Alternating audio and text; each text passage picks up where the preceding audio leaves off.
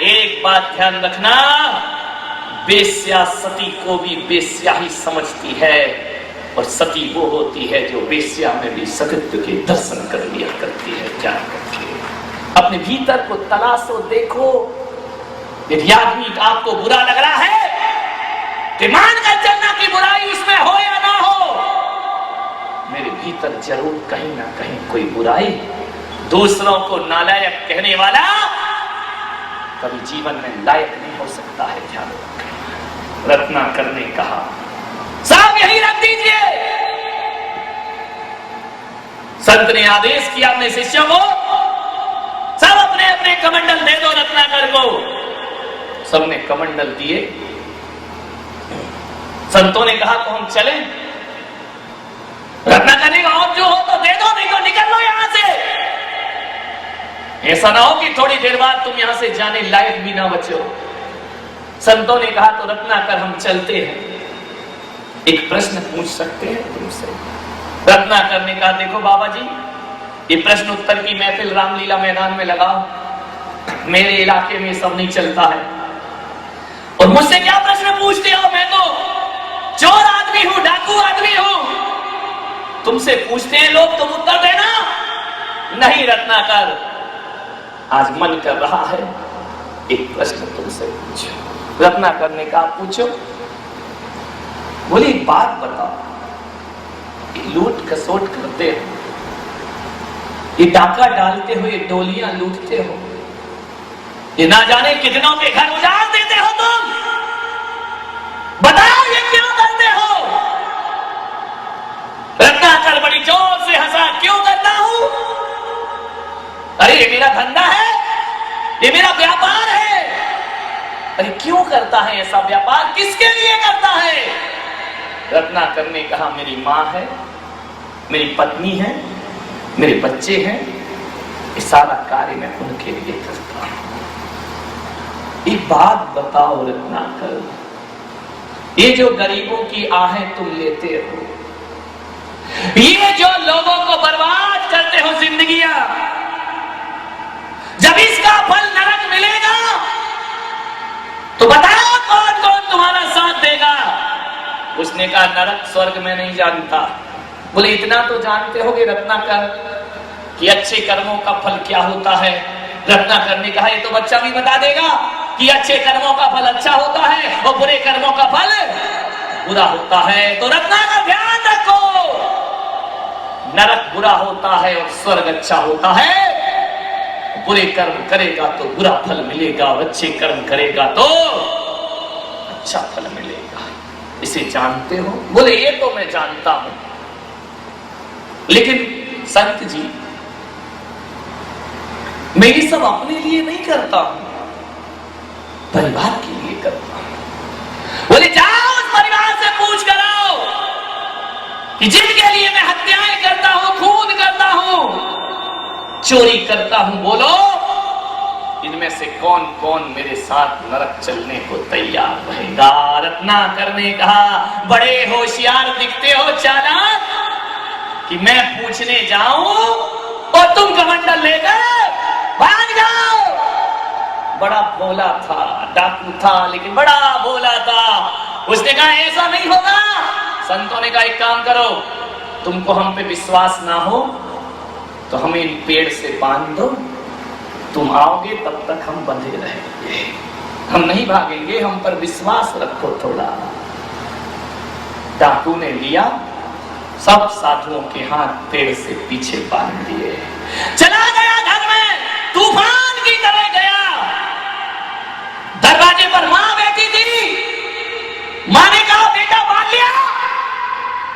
तू इतने जल्दी कैसे आ गया आज? क्या कोई ग्राहक नहीं मिला आज?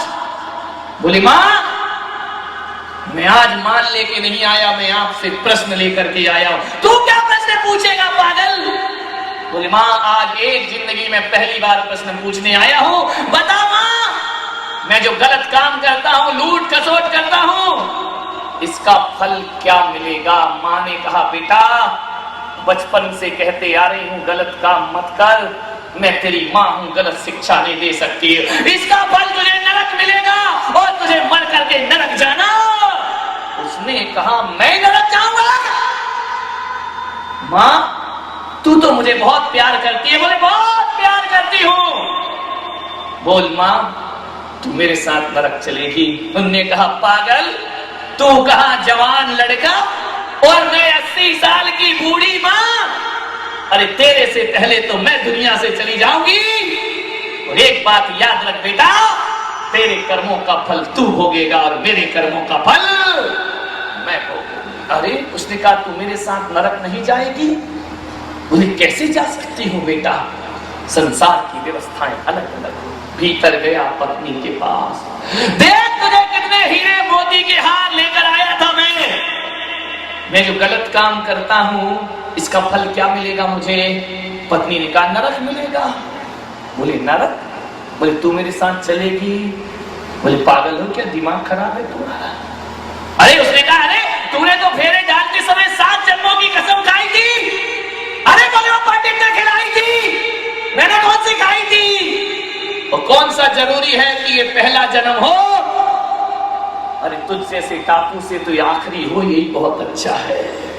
उसने कहा देख मैं तेरे लिए सब कुछ करता हूं। बोले शादी करके लाए हो, करना तुम्हारा फर्ज है, तुम्हारा धर्म है, तुम्हें खिलाना पड़ेगा।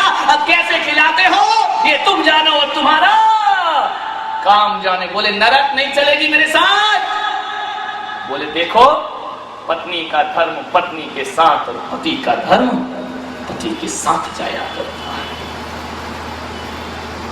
होश उड़ गए रत्नाकर के। बच्चों से पूछा बेटो मैं तुम्हें पढ़ाता हूं लिखाता हूं और अच्छा आदमी बनाऊंगा, ये बात बताओ जब मैं मरने के बाद नरक जाऊंगा तो तुम मेरे साथ नरक चलोगे? बच्चों ने कहा पिताजी पैदा किए हो तो पालना तुम्हारा कर्तव्य हुआ करता है, धर्म हुआ करता है। अब तुम किस तरह से पालते हो ये तुम्हारा विषय है, मेरा विषय नहीं। लेकिन कोई जरूरी नहीं है पिताजी कि डाकू का बेटा डाकू बने।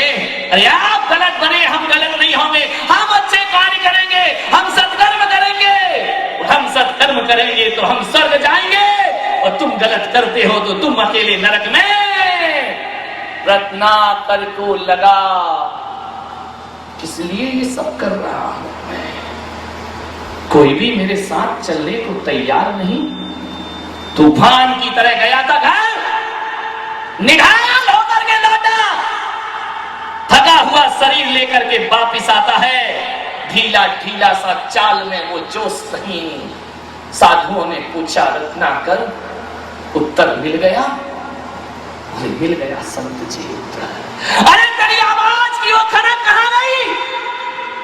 तेरी आवाज की गनकार कहां गई? बोल। तूफान की तरह गया था और थका हुआ सा क्यों लौटा है? बोले आज जिंदगी समझ में आई है। क्या समझ आया तुझे? कौन कौन जाएगा तेरे साथ नरक? संत जी आज मेरी आंखें खुल गई और आज इतना ही समझ में आया है मुझे। बोले क्या आया है? बोले ये दुनिया है स्वार्थ की। ये दुनिया माल में तो साथ देती है, लेकिन जब कर्मों की मार पड़ती है तो कोई भी साथ देने को तैयार नहीं हुआ करते। माल में मेरी पत्नी भी साथ है, मेरा बच्चा भी साथ है, मेरी माँ भी साथ है, लेकिन नरक जाने में मेरे साथ कोई भी नहीं हुआ करता है। तो संत ने कहा रत्नाकर जिंदगी समझ आई? उसने कहा बहुत दिनों बाद आई है। रत्नाकर ने कहा तो अब मैं क्या करूं? संतों ने कहा क्या करना चाहते हो?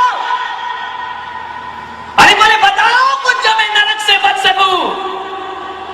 मेरे जीवन का उद्धार कैसे होगा, कल्याण कैसे होगा? संतों ने कहा सचमुच कल्याण करना है तो वक्त को बर्बाद मत कर पागल।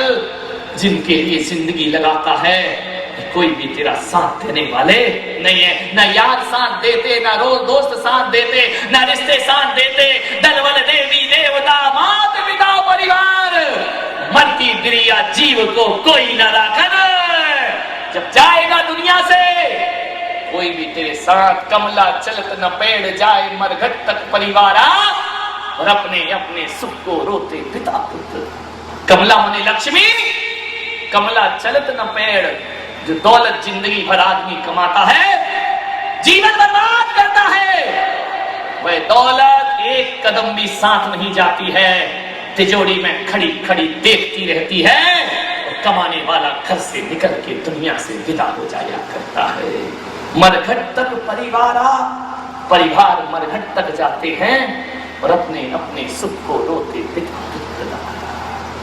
ऐसा कर ना कर जीवन का उद्धार, कर अपनी आत्मा का कल्याण। कैसे करूं मैं? बोले यहां बैठ जा, राम राम जब बैठ करके राम के अलावा किसी का ध्यान मत कर। बोले राम राम जपूं? बोले हाँ, इससे उद्धार हो जाएगा। संतों ने कहा हो जाएगा। बैठ करके राम राम जप।